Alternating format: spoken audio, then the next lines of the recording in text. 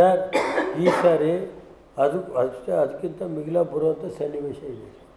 ನಾನು ಅಷ್ಟೆಲ್ಲ ಹೇಳೋದು ನನಗೆ ಗೊತ್ತಿದ್ದಂಗೆ, ನಾನು ಪ್ರವಾಸ ಮಾಡ್ತಾ ಇದ್ದಂಗೆ ಕಾಂಗ್ರೆಸ್ ಬಗ್ಗೆ ಸಾರ್ವಜನಿಕರಲ್ಲಿ ಇವತ್ತು ಎಲ್ಲ ದುಬಾರಿ, ಯಾವ ತೆಗೆದು ಮುಟ್ಟಿದ್ರು ಇದಕ್ಕೆ ಇದು ಟ್ಯಾಕ್ಸ್, ಯಾವುದಾದ್ರು ತೆರಿಗೆ ಹಾಕಿ ಜನರಿಗೆ ತೆರಿಗೆ ಹಣ ಒಂದು ಕಡೆ ಲೂಟಿ ಮಾಡ್ತಾ ಇರೋವಂಥ ಸರ್ಕಾರ ಇದ್ದರೆ ಅದು ಕಾಂಗ್ರೆಸ್ ಅಂತ ಹೇಳಬೇಕಾಯ್ತು ಈ ರಾಜ್ಯದಲ್ಲಿ. ಲೋಕಸಭಾ ಕ್ಷೇತ್ರದಲ್ಲಿ CM DCM ಪ್ರಚಾರ ಮಾಡಿದ್ದಾರೆ ಸರ್. ಈಗ DCM CM ಮಾಡಿಲ್ಲ ಸ್ವಾಮಿ. ಕೊಡುಗೆ ಏನು? 10 ಬಾರಿ ಕರೆಂಟ್ ರೇಟ್ ಜಾಸ್ತಿ. ಒಬ್ಬ ರೈತ ಒಂದು ಜಮೀನು ಖರೀದಿ ಮಾಡೋಕ್ಕೆ ಸ್ಟಾಂಪ್ ಪೇಪರಿಗೆ ದುಡ್ಡು 1450 ರೂಪಾಯಿ ಇರೋಂಥ ಸ್ಪ್ರಿಂಕ್ಲರ್ ಸೆಟ್ಟು 4500, 3000 ಹೊಡೆಯೋದು. ಒಂದು ಸ್ಪ್ರಿಂಕ್ಲರ್ ಸೆಟ್ಟಿಗೆ 3000 ಆಯ್ತಪ್ಪ, ಒಂದು 500 ರೂಪಾಯಿ ಜಾಸ್ತಿ ಆಗ್ತದೆ. 4500 ಅಂದ್ರೆ ಏನು ರೀ?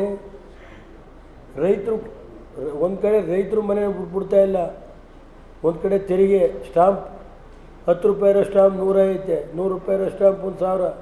ಸಬ್ರಿ ಸ್ಟಾರದು ಎಣ್ಣೆ ಅಂಗಡಿ ರೈಟು ಯಾವ ಮುಟ್ಟಿದ್ರು ಸಾಕು ಇದು ತೆರಿಗೆ ರಾಜ್ಯ ಸರ್ಕಾರದ್ದು. ಸರ್, ನೀವು ಭಾಳ ತುಂಬ ಗೌರವ ಇಟ್ಕೊಂಡಿರೋ ಸಿದ್ದರಾಮಯ್ಯರು ನಿಮ್ಮ ಕ್ಷೇತ್ರಕ್ಕೆ ಬಂದಿದ್ರು, ಏನೋ ಪರಿಣಾಮ ಆಗ್ಬೋದಾಯ್ತು ಸರ್? ನನಗೆ ನೋಡಿ ಸರ್, ನನಗೆ ಯಾರು ಬಂದರೂ ಜನ ಆಶೀರ್ವಾದ ಇರೋವರೆಗೆ ನನಗೆ ಯಾರೇನು ಮಾಡೋಕ್ಕೆ ಗೊತ್ತು ಸರ್. ನನಗೂ ರಾಜಕೀಯದಲ್ಲಿ 25 ವರ್ಷ ಇದ್ದೀನಿ. ನನಗೇನೇನು ಎಂತೂ ನನಗೆ ಗೊತ್ತಿದೆ ಸರ್. ಅದು ನಾನು ಇವತ್ತು ಹೇಳಲ್ಲ. 2026 ನಡೆಯೋ ಚುನಾವಣೆ 4ನೇ ತಾರೀಕು ಫಲಿತಾಂಶ ಬರುತ್ತೆ, ಆಗ ಮಾಡಿ. ನಮ್ಮ ಉದ್ದೇಶ ಇಷ್ಟೇ, ಮೋದಿಯವ್ರನ್ನ ಪ್ರಧಾನಮಂತ್ರಿ ಮಾಡಿ ಈ ಜಿಲ್ಲೆಗೆ ಈಗಾಗಲೇ ಕೊಡುಗೆ ಕೊಟ್ಟಿದ್ದಾರೆ. ಇವರು ಖಾಲಿ ಚಂಪು ಕೊಟ್ಟಿಲ್ಲ ಮೋದಿಯವರು. ಮುಂದಿನ ದಿನ 1 ಲಕ್ಷ ವಿದ್ಯಾರ್ಥಿಗಳಿಗೆ ಕಾರ್ಖಾನೆ ತಂದು ಕೊಡಿಸ್ಬೇಕು ಅನ್ನೋದು ಒಂದೇ ಉದ್ದೇಶ ಇವತ್ತು ನಮ್ಮದು. ನಾವು ಇವತ್ತು ಗೊತ್ತಾಯ್ತು ಸರ್ ಯಾವ ಉದ್ದೇಶ. ಇವತ್ತು ನಾನು ಇಂಧನ ಮಂತ್ರಿ ಆಗಿದ್ದೆ. ಸುಮಾರು 15,000 ಜನ ನೌಕರಿ ಸೃಷ್ಟಿ ಮಾಡಿದ್ವಿ.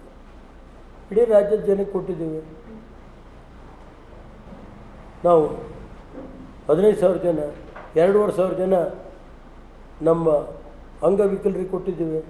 2,500 ಜನ ಕುಮಾರಣ್ಣ ಕಾಲದಲ್ಲಿ. ನಾವು ಎಲ್ಲ ವರ್ಗನ ನೋಡುವಂಥ ಜನ.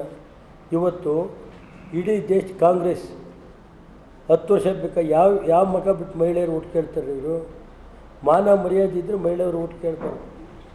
33% ಮಹಿಳೆಯರದ್ದು 33% ಐತಲ್ರಿ. ದೇವೇಗೌಡರು ರಾಜ್ಯಸಭೆಯಲ್ಲಿ ಮಂಡಿಸಿದ್ರು. 10 ವರ್ಷ UPA ಗೌರ್ಮೆಂಟ್ ಇದ್ದಂತೆ ಯಾಕೆ ಮಾಡಿಲ್ಲ ಇವರು? ಇವತ್ತು ಮೋದಿಯವರು ಬರಬೇಕು. ದೇವೇಗೌಡರು ಮಂಡಿಸಿ ಪಾಸ್ ಮಾಡಿಸಿದ್ರು ರಾಜ್ಯಸಭೆ. ಇವತ್ತು ವಿಧಾನಸಭೆಯಲ್ಲಿ 33%, 80 ಜನ ಮಹಿಳೆಯರು. 2028ಕ್ಕೆ 80 ಜನ MLAಗಳು ಮಹಿಳೆಯರು ಇರ್ತಾರೆ. 182 ಜನ ಪಾರ್ಲಿಮೆಂಟ್ ಮೆಂಬರ್ ಇರ್ತಾರೆ ಮಹಿಳೆಯರು. ಯಾರು ಸ್ವಾಮಿ ಕೊಡುಗೆ ಕೊಟ್ಟಿದ್ದು? ಮಹಿಳೆಯರಿಗೆ ಅಧಿಕಾರ ಕೊಡೋಕ್ಕೆ ಇವ್ರಿಗಿಲ್ಲ. ಇವ್ರಿಗೇನು 2,000 ಕೊಟ್ಬಿಟ್ಟು ನೀವು ಅಲ್ಲೇ ಇರಿ 2,000ದಲ್ಲಿ, ನಾವು ಎಣ್ಣೆ ರೇಟ್ ಜಾಸ್ತಿ ಮಾಡ್ತೀವಿ. ಸಾಯಂಕಾಲ ಆಯಿತು ಅಂದ್ರೆ ಎಣ್ಣೆ ಅಂಗಡಿಗೆ ಹೋಗ್ಬೇಕಲ್ಲ ಯಜಮಾನ್ರು. ಪಾಪ ಏನು ಮಾಡ್ತೀರ? ದುರಭ್ಯಾಸ ಪಾಪ. ಅವ್ರನ್ನೇನೂ ಮಾಡೋಕ್ಕಾಗಲ್ಲ. ಜನ ನೋವಾದಾಗ ಹೋಗಿ ಆ ಕಷ್ಟಕ್ಕಾರು ಎಣ್ಣೆ ಹಾಕೋ ಪರಿಸ್ಥಿತಿ ಬರ್ತಿದೆ ಅಲ್ವ ಸರ್? ಆ ನೋವು ತಡೆಯೋಕ್ಕೆ ಎಣ್ಣೆ ಕುಡಿಬೇಕು ಅಂತ ಯಾರು ಹೋಗಲ್ಲ. ಯಾವ ಸಾಲ ಮಾಡಿರ್ತಾರೆ, ಅವ್ನ ನೋವು ಇರುತ್ತೆ. ಆ ನೋವನ್ನಾರು ಹೋಗ್ಲಾಡಿಸ್ಕೊಳ್ಳೋಕ್ಕಾರುವೆ ಅದೇನಾಯ್ತದೆ? 2,000 ಕೊಡ್ತಾರಲ್ಲ, ಅದು ಇಲ್ಲಿ ಒಂದಕ್ಕೆ 4 ಪಟ್ಟು 10 ಪಟ್ಟು ಮಾಡಿ ರೇಟ್. ಇನ್ನೂ ಡಬಲ್ ಕೊಡಬೇಕು ಅವನು.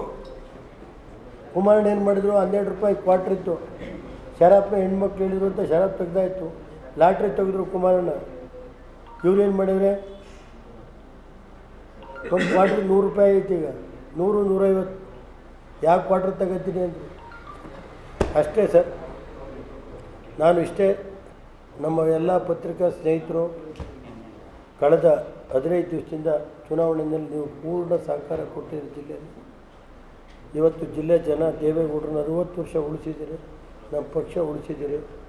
ಈ ಕಾಂಗ್ರೆಸ್ನ ಪೊಳ್ಳು ಭರವಸೆಗಳಿಗೆ ಮತ್ತು 12 ತಿಂಗಳಲ್ಲಿ ಈ ಜಿಲ್ಲೆಗೆ ಕೊಟ್ಟಂಥ ಹಿಂದಿನ ಕುಮಾರಸ್ವಾಮಿ ಸರ್ಕಾರ, BJP ಸರ್ಕಾರದಲ್ಲಿ ಕೊಟ್ಟಂಥ 2,500 ಕೋಟಿ ಹಣ, ರಸ್ತೆಗಳಿರ್ಬೋದು, ದೇವಸ್ಥಾನಗಳಿರ್ಬೋದು, 2,500 ಕೋಟಿ ಹಣ ತಡೆ ಹಿಡ್ದಿರೋದೇ ಇವರು ಕೊಡುಗೆ. 2,500 ಕೋಟಿ ಹಣನ ಈ ಜಿಲ್ಲೆಗೆ ಅನುಮತಿ ಕೊಟ್ಟು ಆದೇಶ ಆಗಿರೋದನ್ನ ತಡೆ ಹಿಡಿದಿರೋದೇ ಕಾಂಗ್ರೆಸ್ನ ಕೊಡುಗೆ. ಎರಡನೇದು ಜನಕ್ಕೆ ಚಂಪು ಕೊಟ್ಟಿರೋದು ಎರಡನೇ ಕೊಡುಗೆ. 2500 ಕೋಟಿ ಅಪ್ರೂವ್ ಆಗಿರೋದು ಕುಮಾರಣ್ಣ ಕಾಲದಲ್ಲಿ, ಯಡಿಯೂರಪ್ಪನವ್ರ ಕಾಲದಲ್ಲಿ, ಬೊಮ್ಮಾಯಿಯವ್ರ ಕಾಲದಲ್ಲಿ.